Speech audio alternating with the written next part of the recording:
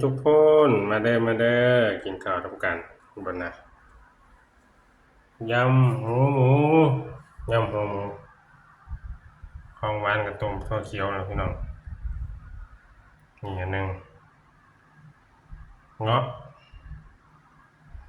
แซ่บทะลุฟ้าเอิ้นเทวดามากินน้ำคือเก่าเลยพี่น้องเบิ่งสิกินยังเบิ่งชิมมันกันนะยำหูหมูนี่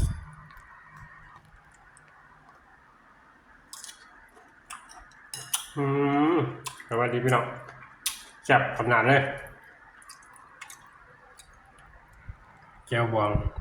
ลวกผักมาแซ่บๆน้ำกันครับขนาดเลยคนน่ะของหวานเฮายำถั่วต้มถั่วเขียว